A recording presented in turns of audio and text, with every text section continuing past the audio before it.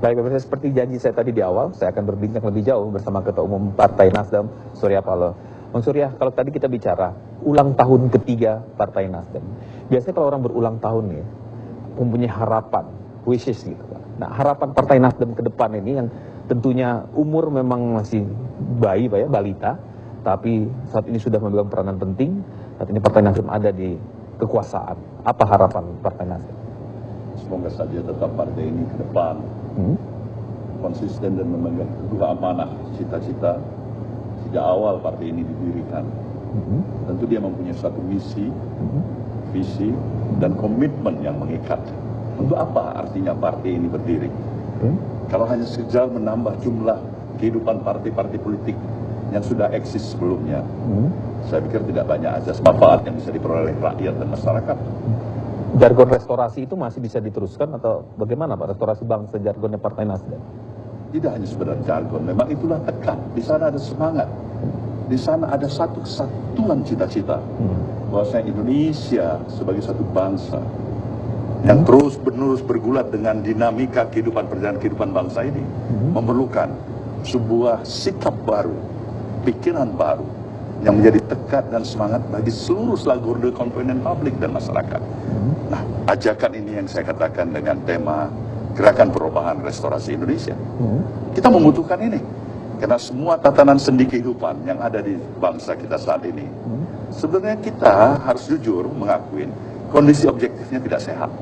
Tidak sehat, kenapa Anda bilang begitu Pak? Karena interaksi sosial kita dalam keadaan tidak sehat, itu jelas sekali. Kita punya parameter yang bisa kita buktikan. Pertama, karunia Tuhan yang kita miliki sebagai satu bangsa ditinjau dari apakah itu aspek geografis, strategik, politis, semuanya kita miliki.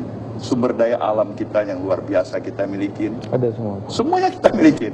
Tapi kenapa kita sebagai satu bangsa belum bisa berdiri dengan tegak, gagah menyatakan, inilah kita bangsa yang hebat. Baik itu dalam kedaulatan kita sepenuhnya, kemandirian kita sepenuhnya, dan harkat martabat kita yang tetap terjaga. Kita belum memasukin tema ini. Lihatlah isu yang terjadi sampai hari ini, Rizky. Iya.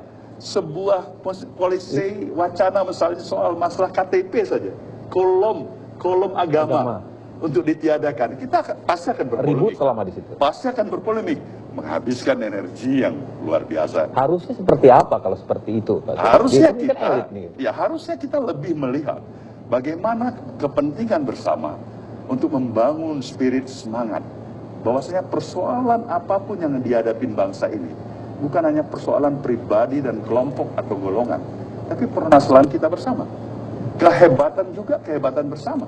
Tapi faktanya kepentingan masing-masing semua ini Pak. Nah, itu yang saya katakan tidak sehat ketika kita terjebak pada semangat pragmatisme, individualisme, maka di mana sebuah tatanan sistem kehidupan dengan kearifan lokal yang kita miliki, yang sebenarnya kita punya itu, tapi kita sia-siakan. Partai Nasdem bisa berbuat apa untuk itu supaya tidak lagi terjadi? Membangun kembali pemahaman masyarakat.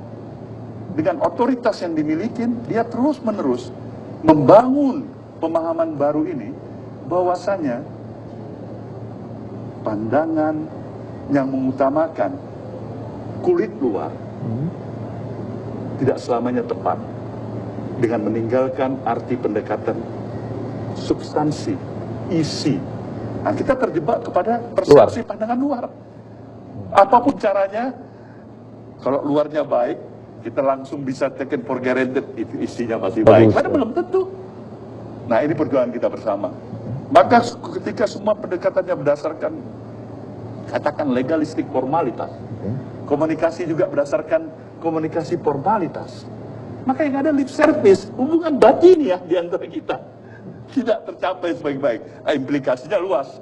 Maka peran masing-masing ketika bangsa ini membutuhkan patriot-patriot baru, entrepreneur-entrepreneur baru, negarawan-negarawan baru, kita tidak miliki itu. Kita kalah semua dalam berkompetisi. Nah, ini kelemahan kita sebagai satu bangsa. Itulah salah satu tujuan Partai Nasdem ya. Dia harus didirikan untuk membangun pemahaman ini. Ini masalah kita. Ini bukan hanya masalah partai A, partai B, partai C, si A, si B, si C. Ini masalah kita. Iya, tapi itu luas Pak Surya ya. Tapi belum sampai ke situ saja, kita masih suka ribut sendiri tadi soal KTP yang Bapak sampaikan. Kemudian belum lagi di parlemen baru damai nih Pak. Kalau kondisi parlemen saat ini, Pak Surya, Partai Nasdem sebenarnya sikapnya mau seperti apa? Melihat kemarin sempat terbelah seperti itu. Sedih, prihatin, kecewa, marah, coba itu dalam hatinya dia simpan. Dia tahu diri sebagai partai baru. Dia lihat, dia ingin belajar dari partai-partai yang cukup senior. Baik itu yang sudah makan asam garam, jam terbang, eksis 50 tahun, 40 tahun, 30 tahun. Nasdem baru 3 tahun. Dia ingin belajar. Dia belajar baik dari seluruh aspek yang bisa membesarkan hatinya. Dengan kelebihan-kelebihan jam terbang yang para seniornya miliki. Atau kadang-kadang kesedihan dan kegalauan hati. Apa yang senior-seniornya tidak memberikan keteladanan yang baik. Jadi Anda lihat memang tidak baik yang terjadi kemarin itu ya? Banyak yang tidak baik. Jadi persepsi publik yang terus terang saja begitu skeptis, sinis terhadap institusi parlemen kita. Saya tidak bisa salahkan itu. Ketika kita tidak membangun kembali kesadaran bersama. Kesadaran bersama bukan hanya kesadaran Partai Nasdem, seluruh fraksi-fraksi dan anggota partai-partai yang ada di parlemen itu harus sadar bahwasanya masyarakat dan rakyat hari ini sedang bersikap tidak berbesar hati, tidak hormat pada institusi itu. Bagaimana Partai Nasdem ada di situ sekarang, Pak Surya? Inilah dia untuk berjuang dan mengajak bersama teman-teman bahwasanya ketika perilaku keteladanan itu tidak segera kita berikan sebagai satu sumbangsih perubahan cara berpikir publik, saya pikir kita akan terseret jauh lagi untuk kehilangan kepercayaan dari masyarakat atau publik.